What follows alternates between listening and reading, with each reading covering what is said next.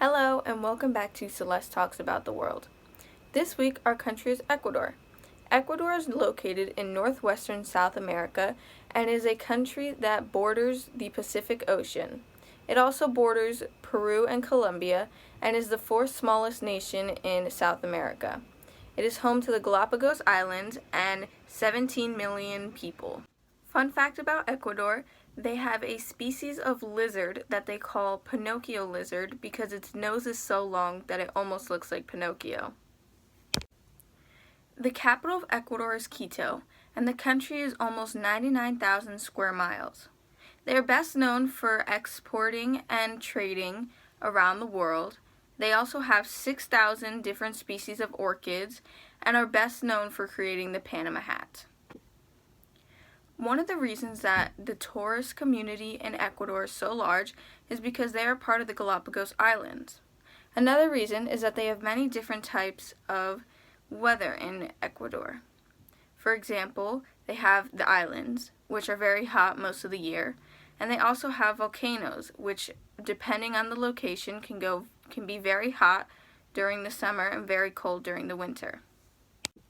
Ecuador is also a great tourist location because of the century-old Incan ruins and the Amerindian century-old culture.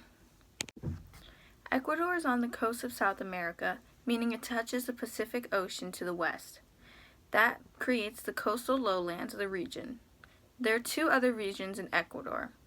The first being the Orient Jungle, which covers most of the eastern region, and the second being the mountainous Sahara. The mountainous Sahara is the other type of land in Ecuador. It is home to some of the largest mountains and volcanoes in the world. Ecuador doesn't have its own currency. They use American dollars. This is because in the 1900s their government crashed and their banking system along with it. Since then, they have created their own system by using American dollars. In the 21st century, they created a new banking system, but kept the American money. Traditionally, men wear a blue poncho with a fedora or a felt hat. Men often wear their hair in long, tight braids. Women wear a white blouse with a blue skirt or a shawl. Many women wear golden jewelry along with it. Ecuador has many allies, America being their best ally because we use the same form of currency. But they have many allies because they have one of the largest trading systems in South America. They have many allies, including Japan, Panama, Peru, China, and more. They often trade with Panama for straw hats, which have now become the traditional Panama hat that I mentioned earlier. They also trade coffee, bananas, flowers, and more. Ecuador has four main ethnic groups. The indigenous people, which are called the Mestizo and make up 70% of the population, the Amerindian people, which make up 15% of Ecuador, and the non-indigenous people, which are the black and white community in Ecuador and make up 14% of Ecuador's population. The rest is undetermined. Although there are 20 different indigenous languages in Ecuador, the main and official language in Ecuador is Spanish. English is a close second because of all the different communities and tourism. Ecuador is another country that you can travel during any time of the year and have a great time. It really just depends on what you go for. If you want to go to the beaches and the Galapagos Islands, it's best to travel during the summer and the spring. If you want to go to climb the mountains and maybe even a volcano, you go during the winter when it snows the most. Ecuador is a predominantly Roman Catholic community with over 95% of their population being Roman Catholic. The rest, there isn't really any statistics on it, but the rest is just other religions that are spread around the world.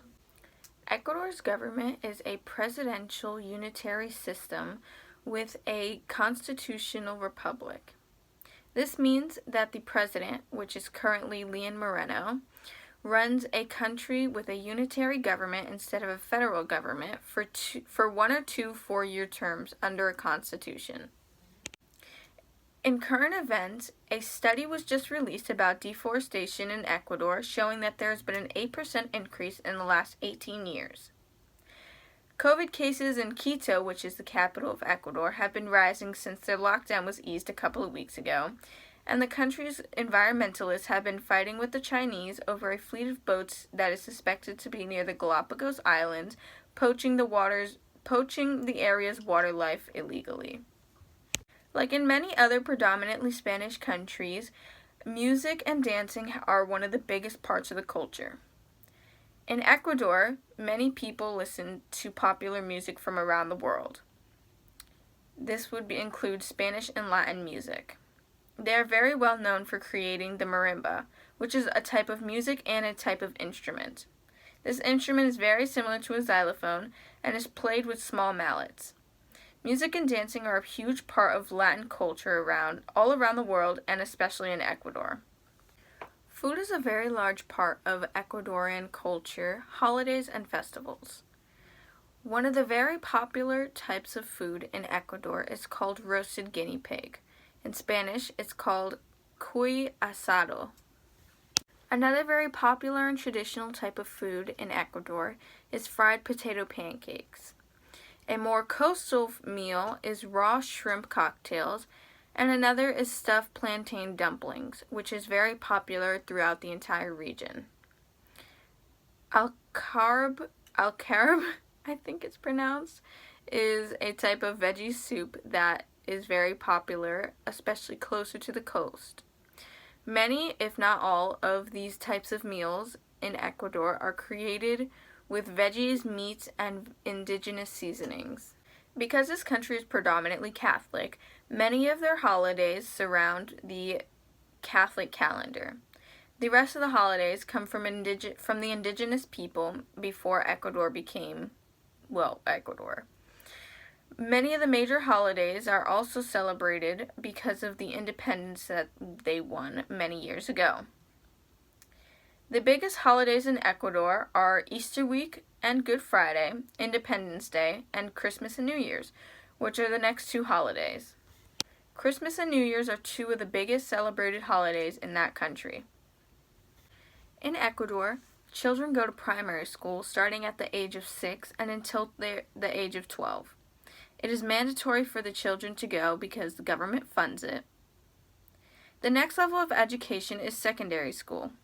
That is children attend from age 12 to 16 and are not forced to, but are expected to attend.